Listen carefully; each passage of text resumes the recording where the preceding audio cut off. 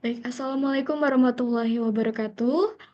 Perkenalkan kami dari kelompok 3 kelas Vulkanologi B ingin mempresentasikan esai kami yang berjudul Gunung Tambora A Year Without Summer untuk memenuhi tugas ujian akhir semester mata kuliah vulkanologi. Selanjutnya adalah anggota kelompok 3 yaitu ada saya sendiri, Elsyonova Rizky dan rekan-rekan saya, Diza Safarahmani, Hikmatun Dayanti, dan Najla Fairuz. Baik, pertama-tama kita akan membahas mengenai lokasi dan tektonik setting dari Gunung Tambora. Gunung Tambora merupakan gunung berapi stratovolcano aktif yang terletak di Pulau Sumbawa bagian timur busur Sunda. Gunung Tambora terbentuk akibat proses subduksi lempeng Indo-Australia ke arah utara di bawah lempeng Eurasia dengan kecepatan 6 sampai 7 cm per tahun. Subduksi ini menciptakan zona Benioff sekitar 180 km di bawah Gunung Tambora. Semakin bergerak ke timur, busur Sunda, proses subduksi menjadi lebih kompleks karena perubahan sifat lempeng yang tersubduksi dari lempeng samudra atau oseanik menjadi lempeng benua atau kontinental. Secara keseluruhan, Gunung Tambora berada di kawasan tektonik khas zona subduksi aktif dengan aktivitas vulkanik yang dipengaruhi oleh proses tektonik yang kompleks. Boleh di next? Oke, selanjutnya saya akan menjelaskan mengenai sejarah erupsi dari Gunung Tambora. Dengan menggunakan metode radiokarbon, tercatat terdapat 3 kali letusan Gunung Tambora sebelum letusan tahun 1815, yaitu pada tahun 3910 sebelum Masehi, 3050 sebelum Masehi, dan 740 sebelum Masehi. Meskipun besar magnitudonya, letusan itu relatif tidak diketahui karena tidak ada catatan yang detail dan tidak terdokumentasi dengan baik, namun ketiga letusan itu diperkirakan memiliki karakteristik yang hampir sama. Di antaranya seperti terdapat pusat lubang letusan, letusan eksplosif, dan terdapat aliran piroklastik, kecuali pada letusan paling akhir yaitu pada tahun 740 sebelum Masehi yang tidak terdapat aliran piroklastik. Setelah periode tidur panjang, pada tahun 1812, Gunung Tambora ini menjadi sangat aktif dengan menunjukkan tanda-tanda aktivitas seperti suara gemuruh dan asap yang terlihat dari kawah. Selanjutnya, pada tahun 1814, aktivitas vulkanik meningkat, yang menandakan bahwa Gunung Tambora ini sedang bersiap untuk meletus kembali. Pada April 1815, Gunung Tambora kembali aktif, menciptakan letusan besar di sejarah dunia dan menjadi letusan terbesar dari Gunung Tambora. Erupsi terjadi kembali di tahun-tahun setelah tahun 1815, yaitu pada tahun 1819, yang hanya berupa letusan ventilasi pusat dan letusan eksplosif, serta tahun 1880 yang hanya terdapat aktivitas fumarol atau semburan gas vulkanik di sekitar kaldera. Dua letusan tadi itu berskala 2 pada skala Faye. Letusan terakhir pada tahun 1967 dan berskala 0 yang melibatkan letusan ventilasi pusat dan aliran lava. Boleh di next. Selanjutnya adalah erupsi terbesar dari Gunung Tambora ini. Pada April 1815, aktivitas vulkanik Gunung Tambora meningkat sangat signifikan. Letusan dahsyat terjadi pada 10 April dengan letusan mencapai angka 7 pada skala Faye dan menjadi letusan terbesar dari Gunung Tambora yang menyebabkan krisis iklim di seluruh belahan dunia. Di Eropa, mereka menyebutnya dengan A Year Without Summer pada tahun 1816. Nah, erupsi pada tahun 1815 ini dimulai dengan serangkaian ledakan-ledakan kecil dan terputus-putus yang berlangsung selama hampir 1 minggu. Pada puncak erupsi, terjadi ledakan yang sangat kuat yang menyebabkan kolapsnya puncak gunung dan membentuk kaldera.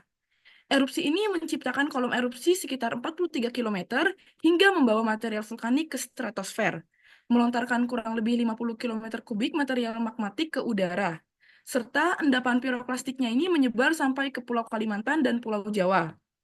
Partikel abu yang terjebak di stratosfer menyebabkan penurunan suhu global hingga 1 derajat Celcius dan kondisi yang sangat dingin di Eropa dan Amerika Utara bagian timur laut yang menyebabkan A Year Without Summer tadi. Nah, karena penurunan suhu global ini menyebabkan gagal panen dan kelaparan di berbagai belahan dunia. Diperkirakan 10.000 orang hilang di Sumbawa, banyak yang tewas akibat aliran piroklastik, dan sekitar 92.000 korban meninggal dunia.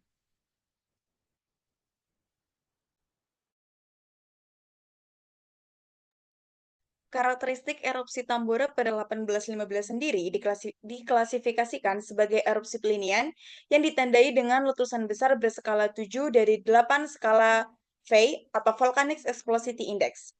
Erupsi ini menciptakan kolom erupsi sekitar 43 kilometer dan volume magma sekitar 30 hingga 50 kilometer kubik berdasarkan satuan Dense Rock Equivalent atau DRE. Magma yang dikeluarkan pada erupsi ini adalah jenis trachea andesit homogen yang merupakan magma kaya akan kalium dan bersifat lebih kental. Magma ini kemungkinan disimpan dalam reservoir magma dangkal dan mengalami proses diferensiasi magmatik selama ribuan tahun sebelum erupsi besar terjadi. Nah, volume magma yang besar ini menghasilkan aliran piroklastik yang meruntuhkan puncak Gunung Tambora membentuk kaldera selebar 6 hingga 7 km dengan kedalaman lebih dari 1 km. Untuk kronologinya sendiri, erupsi Tambora dibagi menjadi 4 fase. Fase pertama sebelum 5 April, fase kedua 5 April, fase ketiga 6 hingga 9 April, fase keempat 10 hingga 12 April. Aktivitas awal erupsi Gunung Tambora diperkirakan dimulai sebelum 5 April 1815 dengan letusan kecil berupa emisi abu vulkanik dan erupsi eksplosif berskala kecil. Pada 5 April, terjadi letusan plinial dengan kolom erupsi tinggi 33 km yang suaranya terdengar hingga Makassar, Surabaya, dan Ternate. Dari 6 hingga 9 1815, erupsi berlangsung secara intermiten dengan letusan kecil yang menghasilkan abu dan asap tebal.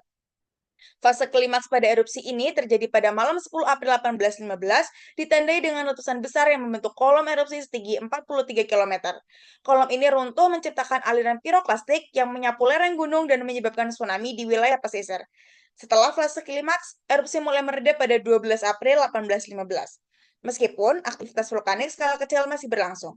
Abu vulkanik dilaporkan mencapai Jawa bagian barat pada 14 hingga 17 April 1815, sekitar 1.300 km dari pusat erupsi. Aktivitas vulkanik akhirnya berakhir sepenuhnya pada Agustus 1815, meskipun dampaknya dirasakan secara global di tahun-tahun kemudian. Letusan Gunung Tambora yang masif tentunya membawa dampak yang begitu besar pada dunia mulai dari segi ekonomi, iklim, sosial, dan juga dari segi fisik. Dalam ekonomi, para pekerja pertanian mengalami PHK karena kegagalan panen akibat tumbuhan yang kesulitan berkembang. Kegagalan panen juga menuntut pabrik-pabrik untuk bangkrut karena kurangnya pasokan bahan. Dari segi kesehatan, orang-orang terjangkit penyakit diare karena mereka mengkonsumsi air yang telah terkontaminasi dengan abu vulkanik. Selain itu, iklim yang berubah dan suhu yang mengalami penurunan juga menjadi awal mula penyakit demam menyebar. Kalau kita lihat dari dampak iklim bumi juga mengalami penyimpangan dalam waktu 2 atau 3 tahun kemudian akibat atmosfer bumi yang dipenuhi oleh asam sulfat. Nah, ini tuh menjadi salah satu alasan besar terjadinya kegagalan panen dan penyakit menjangkit masyarakat. Untuk dampak fisiknya sendiri, tentunya letusan yang masif ini menghasilkan abu vulkanik secara terus-menerus sehingga jalanan hingga pemukiman tertutupi oleh abu. Letusan yang masif ini juga berhasil menghancurkan 7 kampung dan merusak sekitar 126 pemukiman di daerah Gresik. Boleh di next. Baik, dari esai yang telah kami buat, kami mencapai sebuah hasil diskusi, yakni di mana jika kita melihat dampak dan kerugian yang signifikan, hal tersebut menjadi bukti bahwa pada periode tersebut, ilmu geologi dan vulkanologi masih dalam tahap awal sehingga belum ada sistem peringatan dini atau pemahaman ilmiah tentang aktivitas vulkanik seperti yang ada saat ini.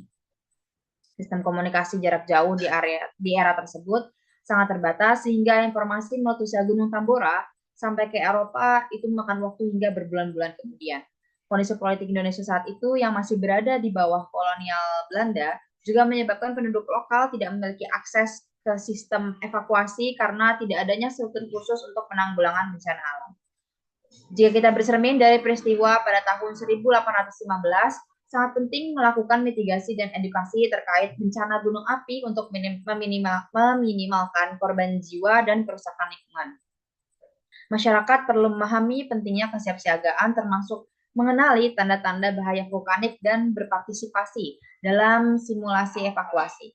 Pengetahuan terkait sejarah letusan gunung api perlu diberikan untuk menumbuhkan rasa siap siaga masyarakat. Selain itu, masyarakat juga perlu tahu bahwa kerjasama mereka dengan pemerintah, ahli geologis, dan lembaga-lembaga terkait sangat penting untuk mencapai tujuan dan mitigasi itu sendiri. Dengan ini, pemerintah akan lebih mudah untuk menciptakan sistem mitigasi terstruktur dengan bantuan informasi dari para peneliti.